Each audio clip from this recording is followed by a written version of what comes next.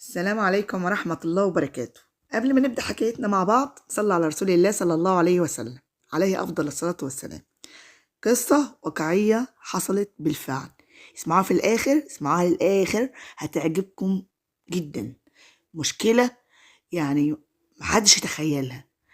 ست متجوزة جوزها عن حب، تخيلوا تعمل ايه مع صاحبه، ولما ترجع لجوزها مرة تانية شوف كانت لحظة الانتقام كانت ازاي. انا متجوزة عن حب، جوزي كان معجب بيا قبل ما يتجوزني، هو كان جارنا، كان يعني في الراحة وفي الجاية ما بيشيلش عينه من عليا لغاية ما تقدم لي. حصل النصيب واتجوزنا عن حب، يعني كان بينا حب يفوق الوصف، حب محدش يتوقعه، حب جنون. ربنا رزقنا بولد، قررنا نسافر. كان ليه صاحب ليه مقرب عليه قوي، يعني كان صاحب عزيز عليه، كان دايما واحنا في مصر بيتردد علينا، ولما سافرنا سافر نفس البلد اللي كنا فيها، وكان برضو علاقته بجوزي علاقة متماسكة جدا، هو يعتبر صديق الطفولة، فكان دايما بيتردد عليه ويقعد معانا. صاحب جوزي ده كان متجوز ومطلق، يعني كان اتجوز ومراته كان عندها مشكلة في الخلفة فطلقها، بس ما اتجوزش تاني. شافني ومليت عينه وبدأ يبصلي بنظرات غريبة، نظرة إعجاب. كل ده أثناء ما كان بيتردد علينا في زيارتنا، وأنا في الوقت ده كان ابني عمره 3 سنين. أنا الشيطان لعب بيا وملت ليه، بدأت أتعلق بيه وأحبه، بدأت أشاكل مع جوزي عشان خاطر أنا بحب صاحبه، عايزة أتلكك له بأي حاجة عشان يطلقني عشان أتجوز صاحبه. كل يوم كنت أنكد على جوزي من غير سبب. جوزي ده كان يعني ما أقولكوش، كان عطيلي الحنان والاهتمام، والفلوس كانت تحت رجلي، كان محتار يعمل لي ايه. كان بيقولي لو طلت حتة من السما هجيبها لك كده على طبق من دهب، وكان إنسان محترم جدا جدا معايا لأبعد الحدود، وكان محتار يعمل لي ايه انا وابني.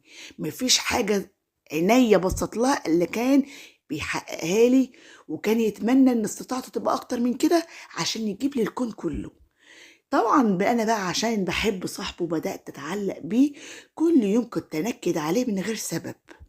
يجي من الشغل أو يقول لي في غدا، اقول له ما عملتش غدا ومش عامله لك، انا تعبانه ومش عامله حاجه، ما تطلبش مني اي حاجه.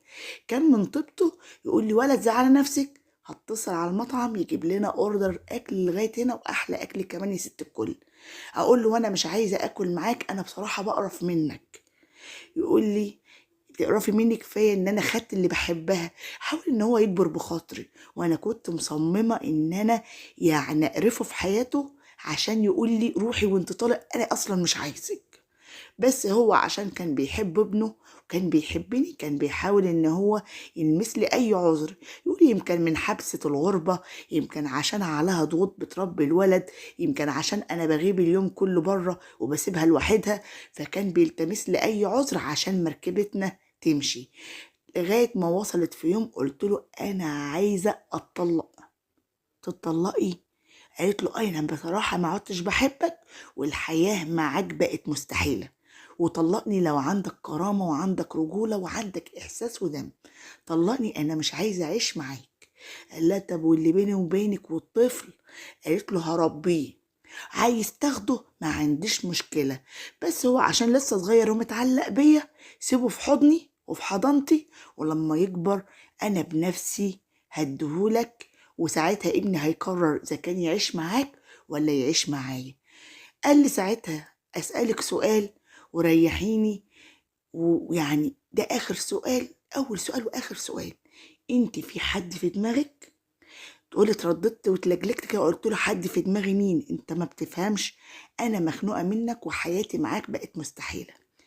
لما لقاني مصممه على الطلاق وخلاص واخده القرار، قال لي خلاص يا بنت الناس، انا هسيب لك الشقه بالعفش بكل حاجه، وهطلقك عشان خاطر ابني، عشان انا ما يرضانيش ان انا اطلقك في الغربة واسيبك تتبهدلي وتعيشي محتاجة لحد، ومصروفك انت وابنك هبعتهولك على اجمل وجه، بس استسمحك في شيء، لما ابني يوحشني ارجوكي ما تحرمهوش مني، لو حتى هتصل على صاحبي، شوف لدرجة ان بص يعني مش حاطط الشك في صاحبه من كتر ما بيعزه، هتصل على صاحبي يكون الوسيط بينك وبيني ويجيب لي الولد اشوفه في مكان عام.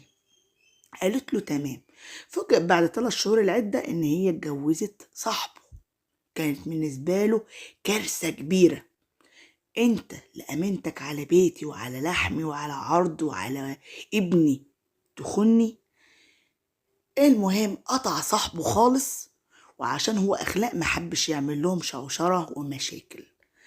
طبعا لما اتجوزت صاحبه حملت وخلفت كمان ولد، بقى صاحبه يعاملها معاملة قذرة، بيغير من ابن جوزها غيرة جنونية، كل ما يشوف الواد قدامه يقول له يا واد انا لا بقبلك ولا بطيقك، انت شكل ابوك، بحس ان اللي نايم جنبك ده مش ابنك جوزك.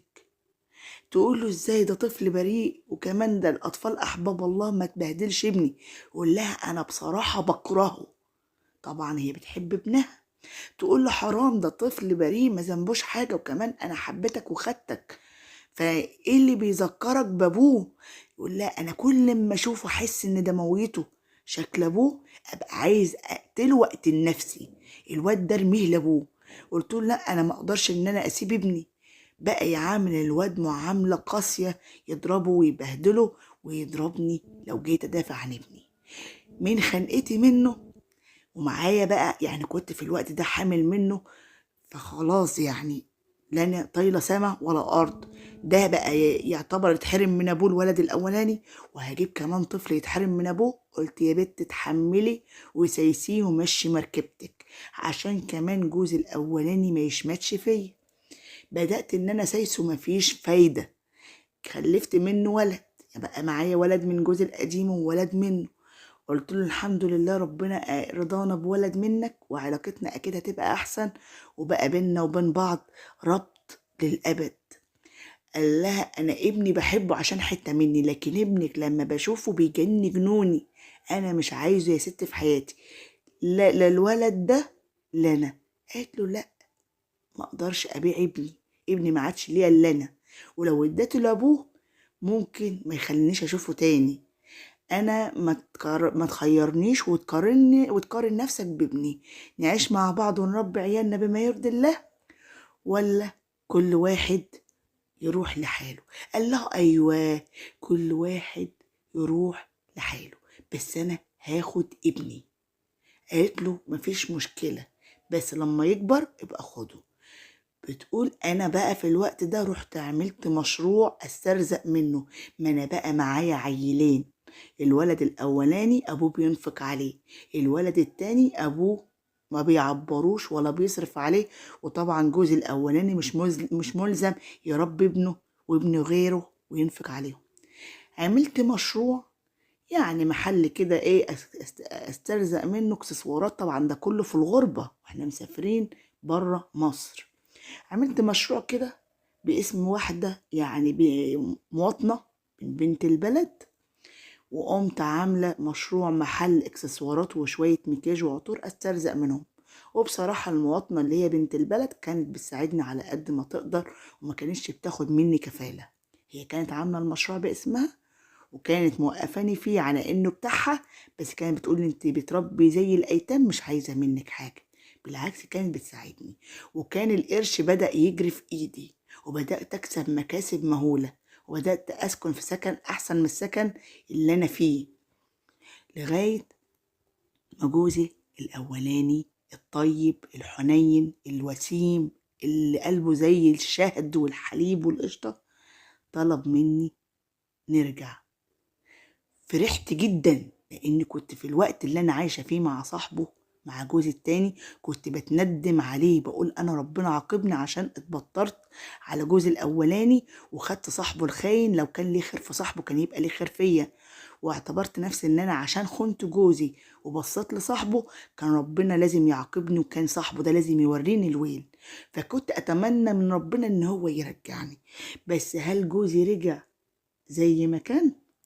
متنسوش تشتركوا في القناة وتفعلوا الجرس عشان يوصلكوا كل جديد، فضلا وليس امرا.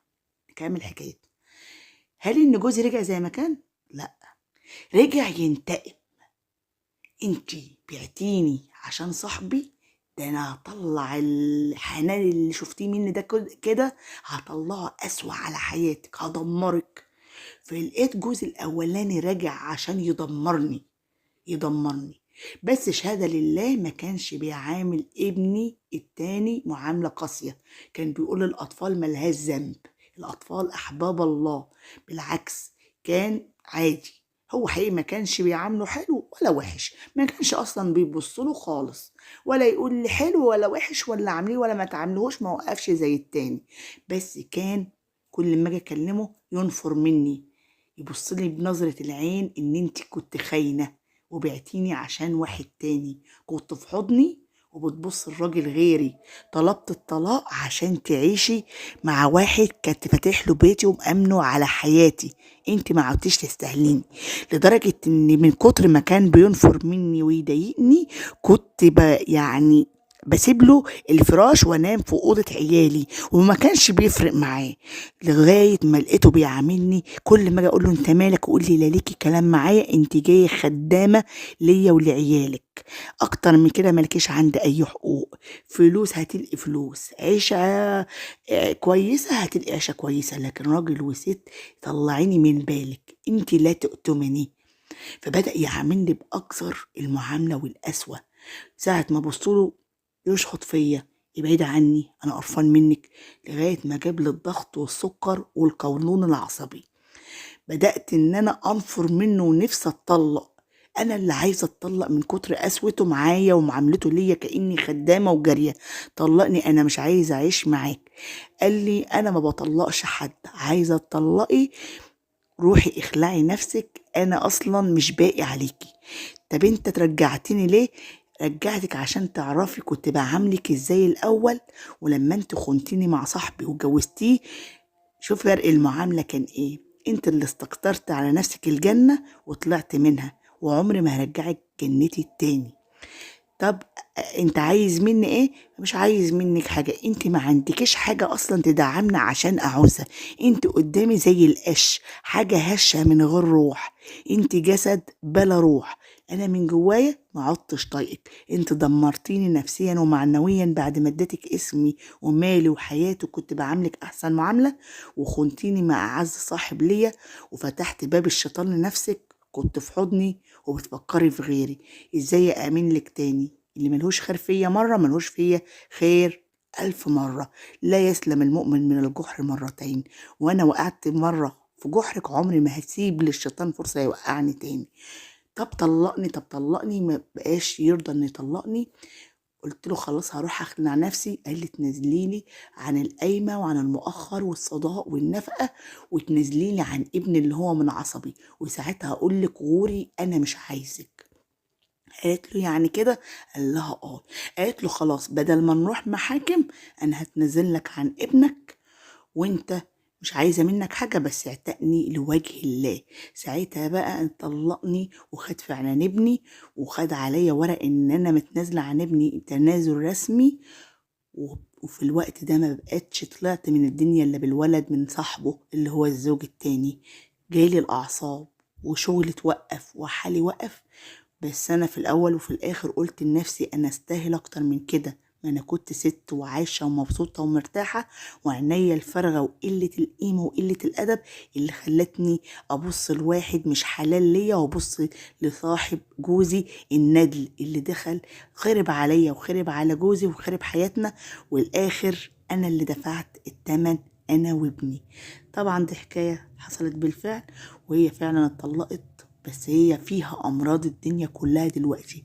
معلش بتحكم في نفسها، بتكلم نفسها كتير. صدمتها ان اتحرمت من ابنها للابد، بالنسبه لها كانت صدمه كبيره ان هي خسرت حب حقيقي اللي هو جوزها الاولاني، ان هي دفعت تمن غدرها لجوزها، لا نفعت مع جوزها ولا دام لها صاحبه الخاين، وحياتها كلها اتدمرت.